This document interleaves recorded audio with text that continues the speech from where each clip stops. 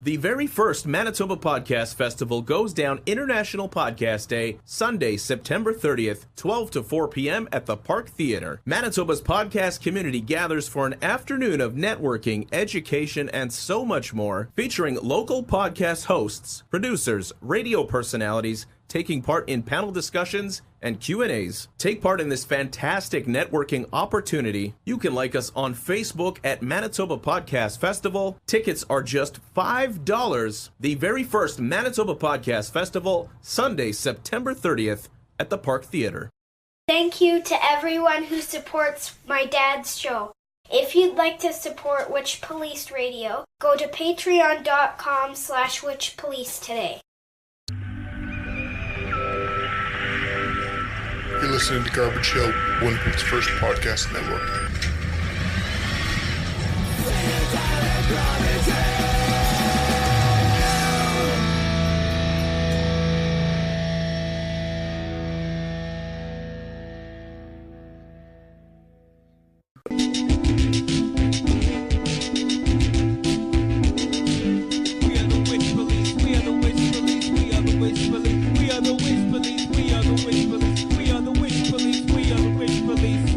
All right, welcome to Witchpolice Radio. I am talking to a band today that I thought I talked to recently, but it turns out it was actually like almost 2 years ago, I think now.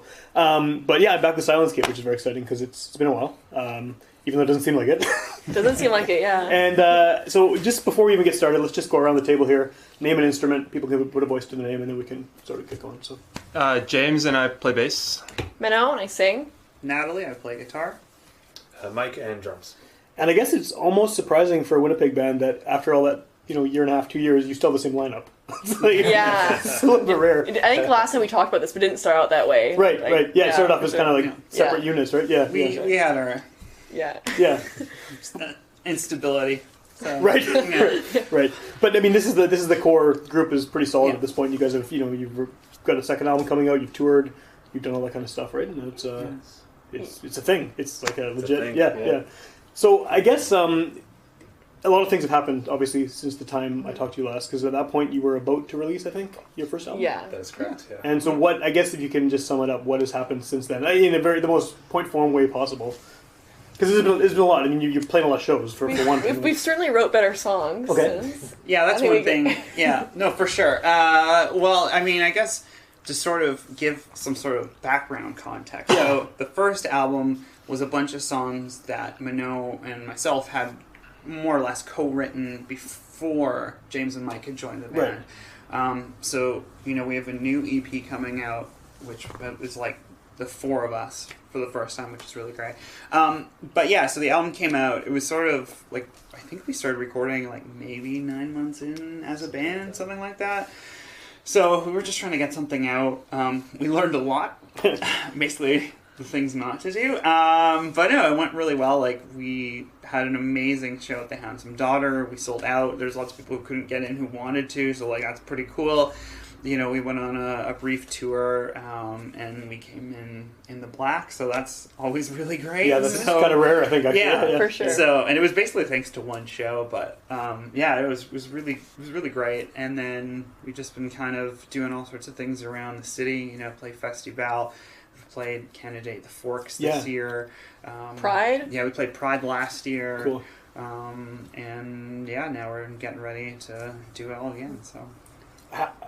Obviously, the first thing you said was that it sounds a lot better now. It sounds better. So, I mean, obviously, I guess you were a fairly new band, just kind of putting what you had out there. What has changed with the sound? I mean, is there something obvious that someone could listen to it and say, oh, this is the first record, this is the second record? I hope so. We spent a lot more money on it. yeah, definitely. I think in terms of how the songs are actually written and structured and stuff like that, like we've definitely developed our sound. Okay.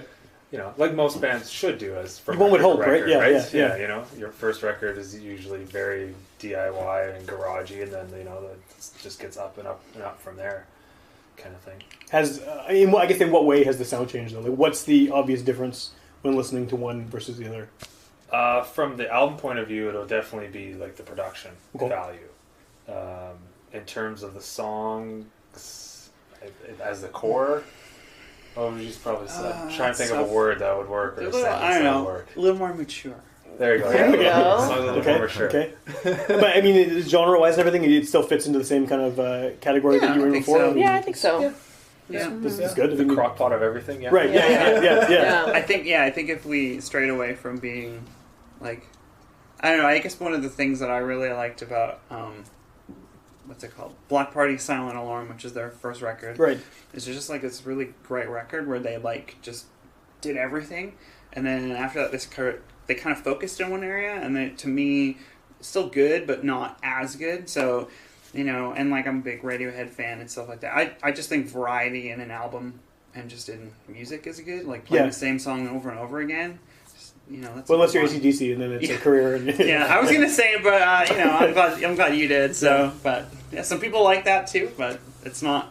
I mean, for me personally, so Yeah, I always wanted to be the drummer in that band, not for the whole like going to jail for stalking people thing or whatever it is, but like just because it just seems like you learn one beat and you're good, you're set for, and it's not a very hard beat, right? I mean, there's no fills ever. It's just that's a common joke in our practices of like, honestly, we could just put that AC/DC beat in here and we'd be great. So. Yeah. Has do you feel like it's progressed though? I mean, more mature, obviously, that implies that it's progressed. But I guess like, are there different influences that have come in to the band as a whole that have maybe changed the direction at all, or changed kind of the way the songwriting is handled? I think just all four of us, like these are songs that all four of us were a part of. Right, so it's naturally going to be before. Like a couple of the drum grooves were from on the previous album were already from the songs and the bass lines. Yeah. So this is definitely something where James and I have been able to put what we think should go there, kind of thing. And it's definitely one of those from the first one. Like as Mike said, a lot of it was written, and also I didn't play bass a whole lot. And it's a year of playing bass and working on things. Oh, just like as a person playing bass. I didn't actually play. I didn't play before this band. I didn't play bass ever in a band. Right. So it's this one. I've had some time to learn the instrument a little bit better, and then when you're writing, you can try a few different ideas, and like it is a longer process than.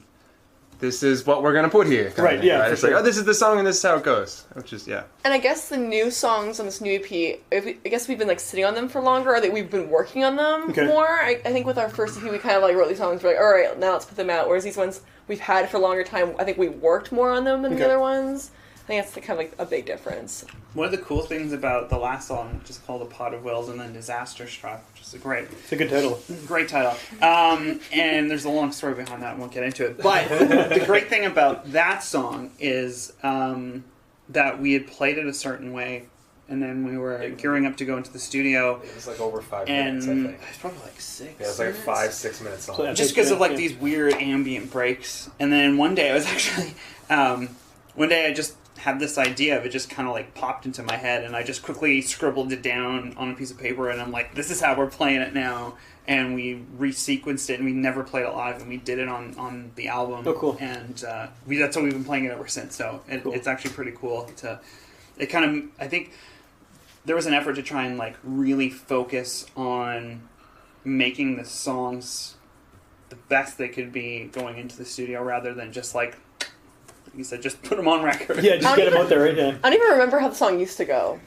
I do. Every once in a while, I'll pop my head out. Every once in a while, I remember. This Just the long intro. I remember the long intro with the whale sounds in it. You guys actually had whale sounds in this? Yeah. Are they? Well, it was a guitar. Okay. Sounds, yeah. Not like mouth. Natalie's part. Yeah. No, it was like just like whale singing. That was pretty cool. I realized that's why I couldn't cut it off. That's why I couldn't cut it Ellen off. DeGeneres makes a cameo. Right, We used to have You samples. sampled the Finding Nemo. Yeah. No, that's cool. That's cool. So how old are these songs then? I mean, if you've been working on them for a while, are they like? How far back do they go in the writing process? They vary a little bit. Most of them are all around the same time, which would have been probably around the time the EP came out. Okay. So it's quite a while now. The Pot of Well song I actually co-wrote with 2 other people like years ago, like probably 2012, 2013. Oh, really? Okay. And the 3 of us never did anything with it, and I'm like, this would work really well in the band. So it's actually co-written by 2 other people. Cool. But the rest of them are all us. So if these have been kind of in the works for a while, are you at a point now when you play them live that you're almost past them, or are they still fresh enough that?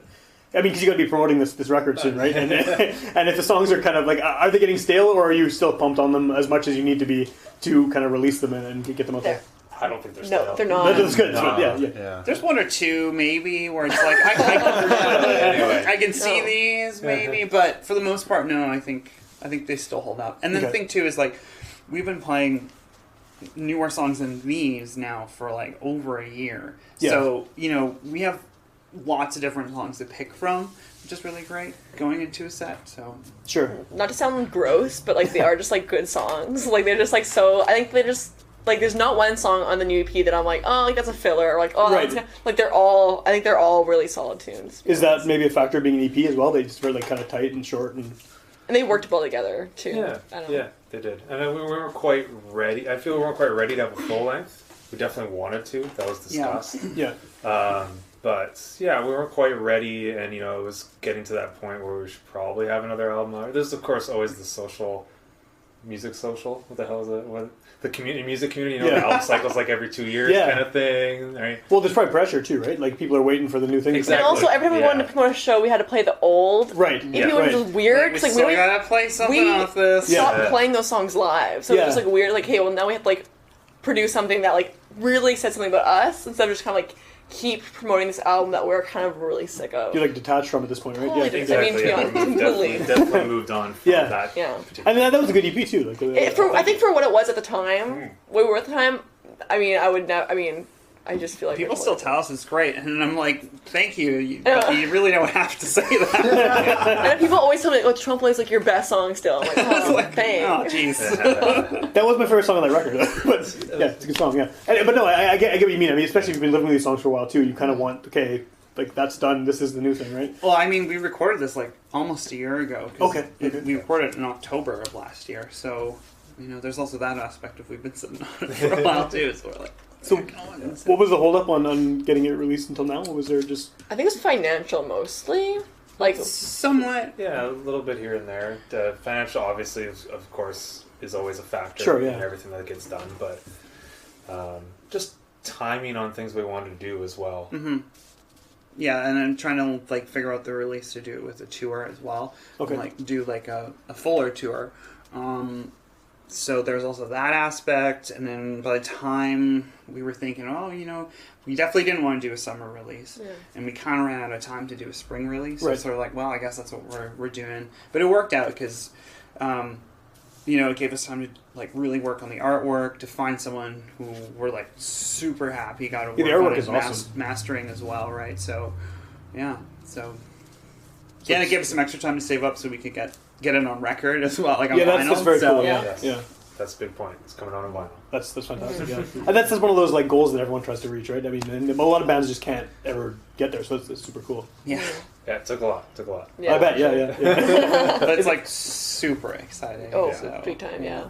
Is that coming out at the same time as the CD, or is that correct? Yeah. That's actually rare too, right? Because it seems like record pressing is so slow because there's a huge backlog. Well, I mean, technically, we're not releasing the CD. It's a promo thing. So. Okay, so the vinyl is the actual. The vinyl's the release. There may or may not maybe be down cables. the line. Yeah, there may maybe not down be the line. cables, but yeah, we'll see.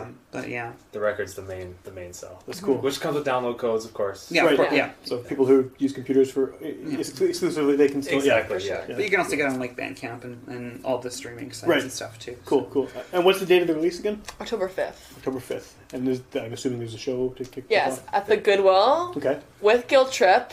We cool. recently had band drop out, so by the time this airs, you'll know who it is. Right, but, it'll be, yeah, so we're in between that at the moment. But. Guilt Trip seems like a good fit, though.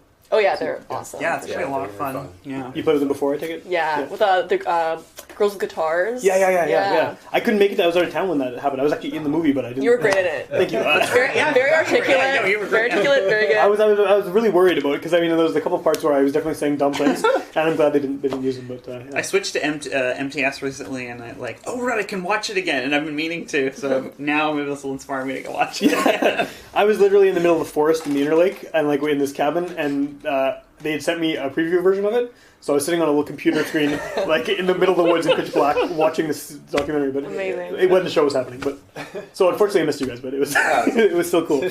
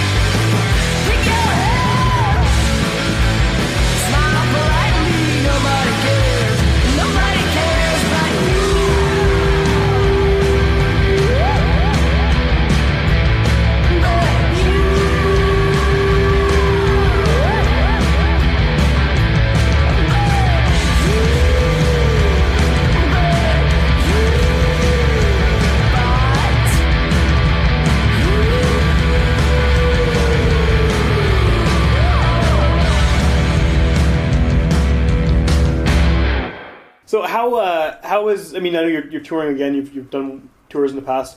I don't remember exactly what we said, but I think the previous time I talked to you, the touring thing was sort of just you were hoping for the best and going out there and seeing kind of what happened. How has that changed over that time? I mean, I'm assuming higher profile. I mean, you are in Winnipeg for sure.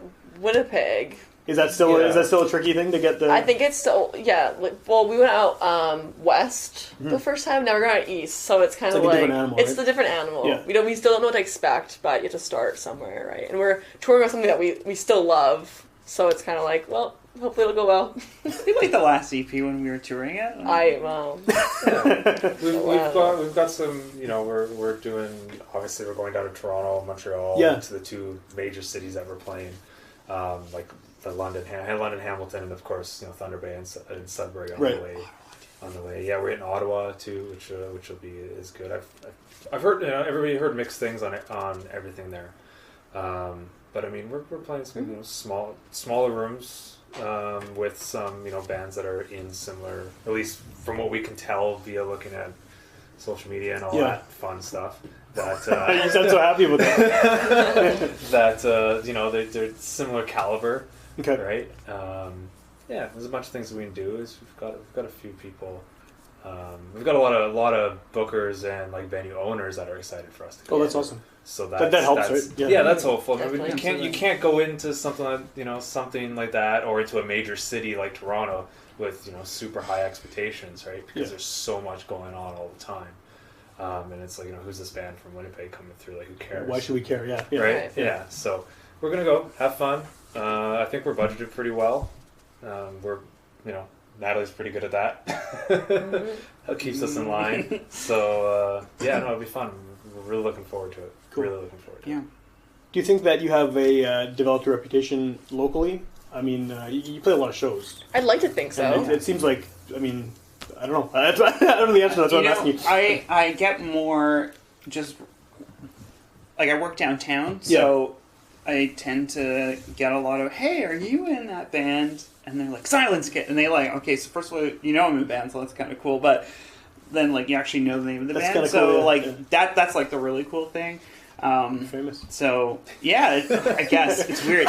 Someone actually said to me, someone actually said to me a few months ago, she's like, oh, I know which band you're in and stuff like that. You're like Winnipeg famous. And I'm like, that's so funny. Cool, thanks. So, it's always a weird experience, but it's not bad, I guess. No, you probably want that, right? As a local band, you want people to recognize you, maybe not on the street, but know who you are enough that they want to come see you, or at least are curious, right, about what you're doing. Yeah, for sure. Especially bookers, people will contact us for shows, and they've heard of us, and I think that's the most important. Yeah. Jessie Havey at the Western Cultural Center contacted us to play L Street Festival, and she'll always book us for things, which is cool, and we've got opportunities just from, I guess, our reputation, right? Yeah. So, in that sense, definitely, I think that exists. Yeah. Well, I guess part of the reputation, too, is the live thing also, right? I mean, you guys have that in your kind of back pocket, right? As opposed to just being a band on a record, you have the live show aspect of it. So is that still a strong part of what you do? You think that's still... Yeah, for sure. Yeah, I think it's definitely part of I hope so. Yeah. I would hope so. Yeah. We put a lot into it. So. Yeah. Ticket Monster wrote a really nice I remember we put the Handsome Daughter once, and afterwards this guy came up to me and was said some comment about, meanwhile, I just had to preface this by saying I was working so hard on stage, as I always do, and I was just sweating and just a mess after the show, and this guy comes up to me and said, I just want to let you know, I saw you on stage and I thought, what a babe. And I thought to myself, that's all you have to say? I'm just giving my all up there, and it's just so funny, not, oh, the songs are cool, or oh wow, you got a really cool stage presence, just you're pretty. It's which is nice, and I guess it's a compliment, but it's just oh, that's what that was your takeaway. Yeah, it's just so weird. That is weird. So weird. Well, and actually, going back to the girls with guitars thing, I mean that kind of thought came up a lot in that movie of people just kind of getting almost not taken seriously, right? Yeah. And does that happen often, or is it? I guess it does. A lot of times I don't realize that I'm a woman in the room until someone tells me I'm a woman in the room. Yeah. Honestly, most people are pretty cool about it. Again, I think this guy's intentions were to be kind, which doesn't necessarily mean that it's right. Yeah. But I feel I've never had any instances where I've been genuinely super uncomfortable by someone, or someone was I don't know. It's never really been that direct to me. Maybe it's behind my back, but not really to my face. So I don't know. Well, it's funny because like based on your stage presence, I feel like you'd almost be hard to approach. It's like so ferocious, right? That's so funny because like I'm really like super socially awkward and like so it's so funny that someone might be intimidated by me, but that's for the best. Like if like you're gonna be an asshole, like hopefully I intimidate you. Like that's having met you, I don't feel that at all. Yeah. But just like I mean, if I had never known who any of you were, and I saw that like just the kind of intensity you all have sort of as a band, I don't know. It might be like okay, these guys are. That's cool. Yeah. I don't know if that's what I like having that image. Yeah, that'd be good. Even if it's not true, I'll take it. Yeah, that's pretty cool. So. I don't know if that's actually an image or if I just made it up. We'll take it, Sam. Yeah. I mean, there's 4 of us, there's one of you here. Right, so yeah. The roles are reversed, I'd probably. Right, okay. Sounds good. I think that one of the things, again, that we talked about last time, I hate to keep referring to that one, but it's kind of, things have happened since then, right? So it's kind of interesting to compare and contrast. But one of the things that came up, and this comes up with a lot of bands, is the kind of difficulty in pinning down where you fit locally. Do you think that there is more of a connected group of bands that you fit with now after a longer time, or are you still sort of floating around figuring out where you fit in? I think there's floating around. I think we still float around a little bit because I don't know. The big thing is like when somebody asks. Unlike Natalie, people don't really know I'm in Silenskit. Right. Because I'm in that boat. Don't worry. James and I are the 2 people that nobody gives a shit about. Even the blue hair doesn't help. It doesn't help either. Only like people like people that I happen to know through friends that I don't really know. Like I know who they are, but I don't know. But I feel like you do the most networking in the band. So that's very strange. Yeah, you do seem like the public communicator of the band. Yeah, it's people ask me what band I've had lots of people ask me what band I'm in, and especially with my colored hair now. Yeah. Oh, you must be in a band. And this shirt. Exactly. Yeah. And everybody goes, oh, are you in a band, or like I'm hanging out with like stage managers or something like that. People I've met for the first time, we're just chatting. And I go, yes, and I could tell by the hair, kind of thing. Which is funny to me. With your job, I think people would assume that you're a musician, right? Like, I would hope so. Yeah, it would make sense. Knowing the gear and stuff like that. Yeah. But I don't know. I kind of lost my train of thought. I know, I interrupted you really rudely. Okay. No, it's all good. It's all good. You were going somewhere with it, though. You had a point, I'm sure. You're nobody in the band. People don't know you from Silenskit. Oh yeah, people ask me what band I'm in, and then I go, oh yeah, I'm in Silenskit. Like, oh, you're in Silenskit. They're like that's awesome, kind of thing. Seen you 14 times. Exactly. I never recognized you. I've seen you guys a bunch of times, or I saw you here, and it's like. Cool, yeah. I think actually one of the coolest things, and this is something you put, I actually completely overlooked this. Recently on the Winnipeg subreddit, there was a post about someone was asking about local bands, and I was like, I'm on always that. Looking for I'm on that too much, Yeah. and I was like, oh, cool, maybe we'll be in here. And I scrolled through, and I didn't see anything, but it was actually buried in a comment, and then James pointed it out, and it was like someone saying like, I saw them at a festival, I've never heard them before, but now like. I think they're amazing, and it's like that's so cool, Since I'm not a Reddit user, a friend of mine sent it to me, and I was gonna say, it was one of those that it was like, and I'm like, I know Natalie's gonna be pumped on this, so we'll send it her way. I'm not proud of it. I was gonna say James going through the comments trying to validate himself, like, where's Silenskit? No. Well, that story could have gone a completely different direction, and he could have been like, oh yeah, and then I put my own name in there. Exactly. I thought about it, but I'm like, no,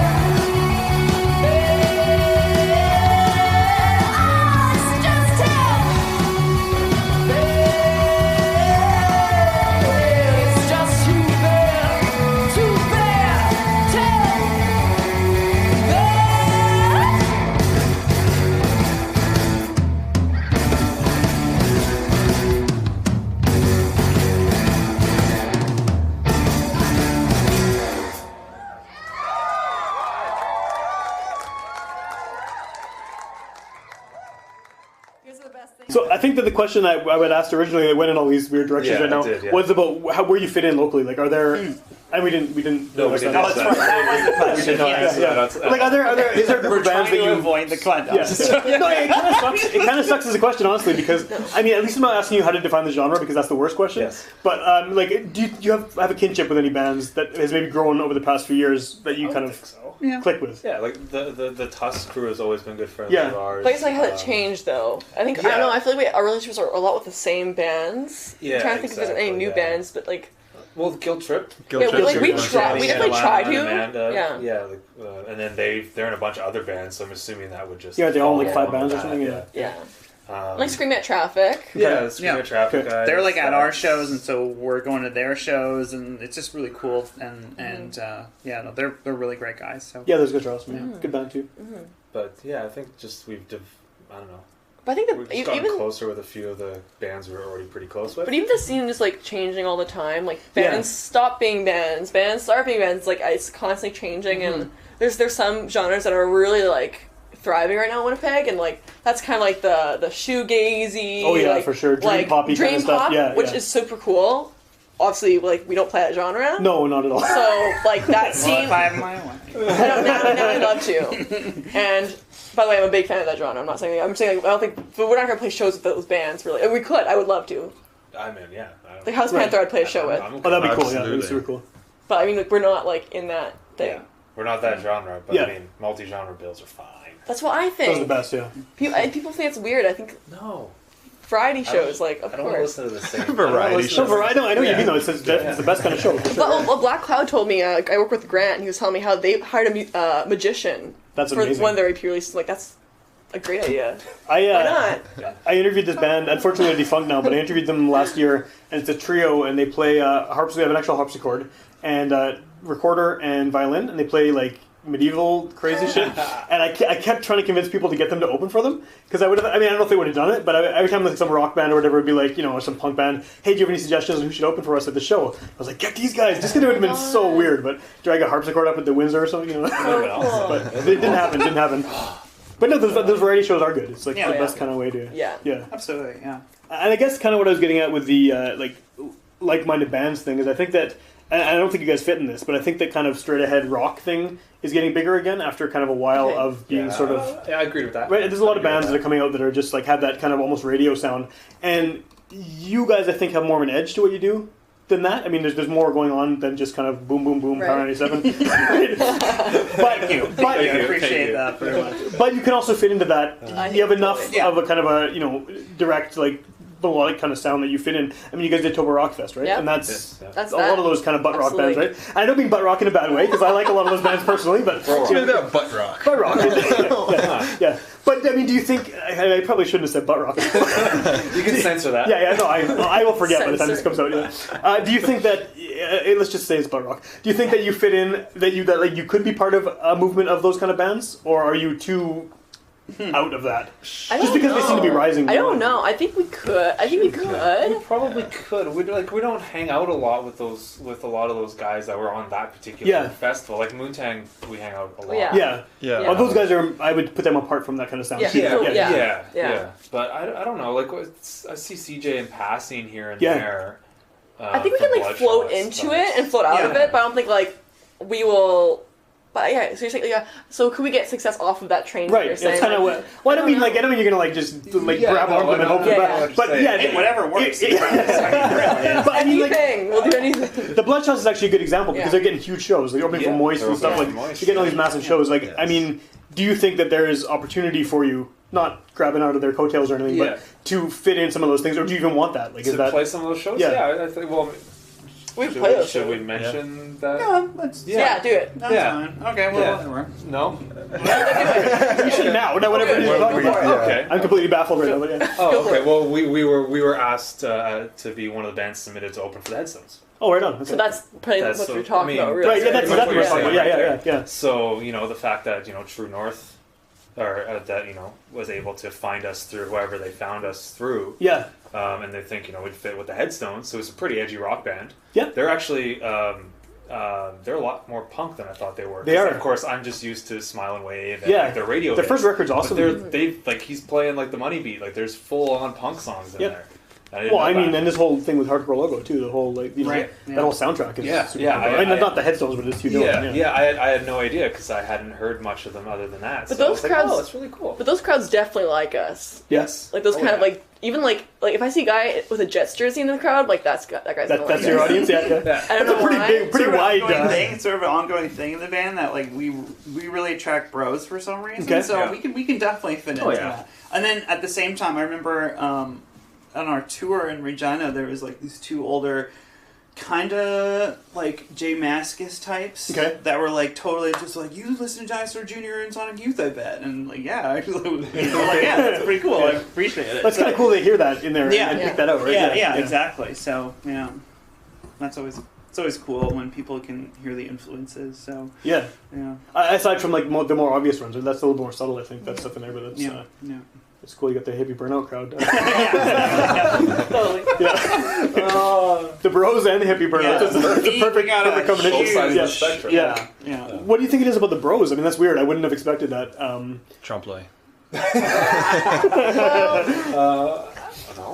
I think we just got attitude and intensity and loud. Loud and.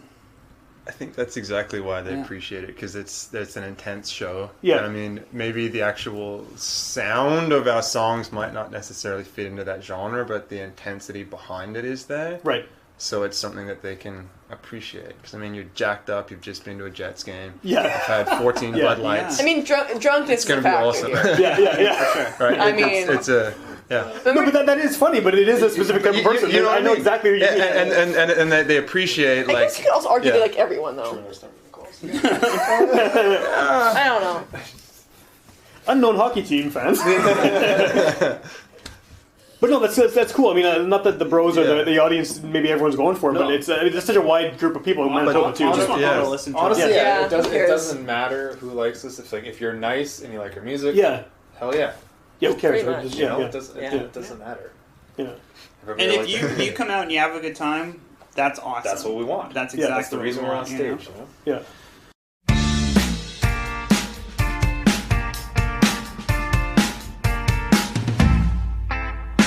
Overshot, missing the mark. You can't make my head spin. My stun is done. Baby had fun, but I wanted it to end.